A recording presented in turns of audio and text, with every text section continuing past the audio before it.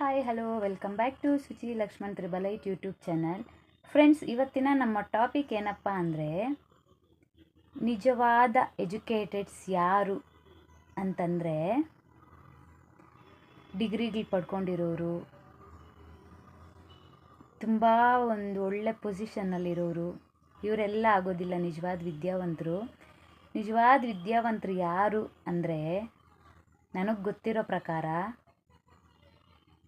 ಭಗವದ್ಗೀತೆ, ಭಾಗವತ, ರಾಮಾಯಣ, ಮಹಾಭಾರತ ಈ ಗ್ರಂಥಗಳನ್ನೆಲ್ಲ ಓದಿ ಅದರಲ್ಲಿರೋ ಸಾರಾಂಶದ ಪ್ರಕಾರ ಯಾರು ಬದುಕ್ತಾ ಇರ್ತಾರೆ ಅವರೇ 100% ನಿಜವಾದ ವಿದ್ಯಾವಂತರಾಗಿರ್ತಾರೆ. 100% ಜ್ಞಾನ ಇರೋರು ಅವ್ರು ಮಾತ್ರ ಆಗಿರ್ತಾರೆ. ಯಾಕಪ್ಪ ಅಂದರೆ ಇದನ್ನೆಲ್ಲ ತಿಳ್ಕೊಂಡಿರೋರು ಬೇರೆಯವ್ರ ಬಗ್ಗೆ ಹೊಟ್ಟೆ ಕಿಚ್ಚಿರೋದಿಲ್ಲ, ಬೇರೆಯವ್ರ ಬಗ್ಗೆ ನೆಗೆಟಿವ್ ಆಗಿ ಮಾತಾಡೋವಂಥ ಒಂದು ಭಾವನೆ ಅವ್ರಿಗಿರೋದಿಲ್ಲ. ಯಾವುದಾದ್ರೂ ಒಂದು ವಿಷಯದಲ್ಲಿ ತಪ್ಪು ಯಾವುದು ನಿಜ ಯಾವುದು ಅಂತ ತಿಳ್ಕೊಳ್ದಿರ ಸಡನ್ನಾಗಿ ಮಾತಾಡೋದಿಲ್ಲ. ಇನ್ನೊಬ್ಬರ ಬಗ್ಗೆ ಇಲ್ಲದೆ ಇರೋದನ್ನೆಲ್ಲ ಹೇಳೋದು, ಇಲ್ಲ ಬೇರೆಯವ್ರನ್ನ ಕೆಟ್ಟದ್ದು ಮಾಡೋದು, ಅವರೊಂದು ಕ್ಯಾರೆಕ್ಟರ್ನ ನೆಗೆಟಿವ್ ಆಗಿ ತೋರಿಸೋದು, ಇದೆಲ್ಲ ಇರೋದಿಲ್ಲ ಅಂಥವ್ರಿಗೆ.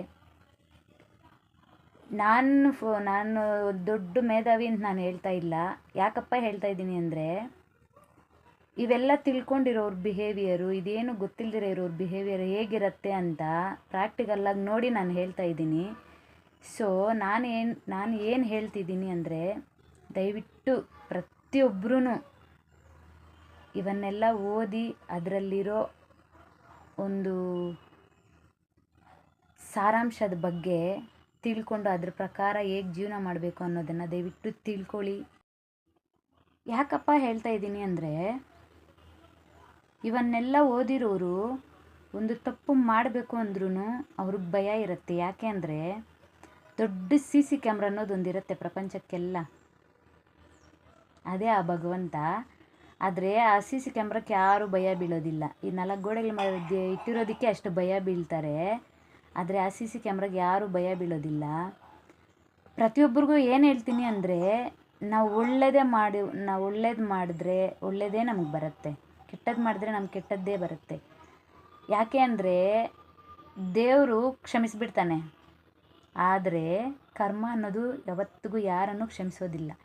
ನಾವು ಏನು ಕೊಡ್ತೀವೋ ಅದಕ್ಕೆ 10 ಪಟ್ಟು ಜಾಸ್ತಿನೇ ನಮಗೆ ರಿಟರ್ನ್ ಕೊಡುತ್ತೆ ಈ ಕರ್ಮ ಅನ್ನೋದು.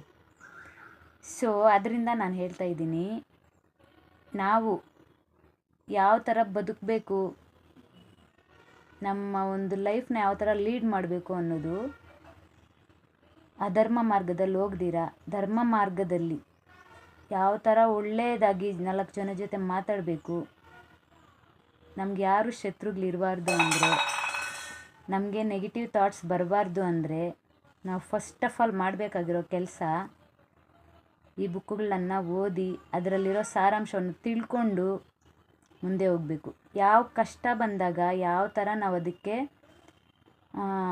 ಕಷ್ಟಕ್ಕನುಗುಣವಾಗಿ ಯಾವ ಥರ ಯೋಚನೆ ಮಾಡಿ ಅದನ್ನು ಸಾಲ್ವ್ ಮಾಡಬೇಕು ಅನ್ನೋದರಿಂದ ಹಿಡಿದು ನಾವು ಕಷ್ಟಗಳಲ್ಲಿ ಬೀಳಬಾರ್ದು ಅಂತ ಯಾರಿಗೆಲ್ಲ ಇರುತ್ತೆ ಅವರೆಲ್ಲ ದಯವಿಟ್ಟು ಈ ಬುಕ್ಕುಗಳನ್ನು ಓದಿ ಅಂತ ರಿಕ್ವೆಸ್ಟ್ ಮಾಡ್ತಾಯಿದ್ದೀನಿ. ಇದು ಇವತ್ತಿನ ನನ್ನ ವಿಡಿಯೋ ಆಗಿತ್ತು. ಜಾಸ್ತಿ ದಿನದಿಂದ ಇದು ಹೇಳಬೇಕು ಅಂತ ಆಸೆ ಇತ್ತು, ಇವತ್ತು ಹೇಳ್ತಾ ಇದ್ದೀನಿ.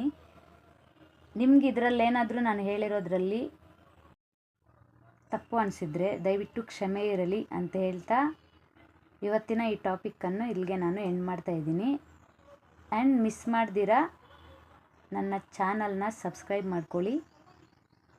ದಯವಿಟ್ಟು ಪ್ರತಿಯೊಬ್ಬರು ಇದನ್ನು ಶೇರ್ ಮಾಡಿ ಅಂತ ಹೇಳ್ತಾ ಇವತ್ತಿನ ನನ್ನ ಲಾಗ್ ಕಂಪ್ಲೀಟ್ ಮಾಡ್ತಾಯಿದ್ದೀನಿ. ನಾಳೆ ಮತ್ತೊಂದು ವಿಡಿಯೋ ಜೊತೆಗೆ ಸಿಗೋಣ. ಎಲ್ಲರಿಗೂ ಬಾಯ್, ಟೇಕ್ ಕೇರ್.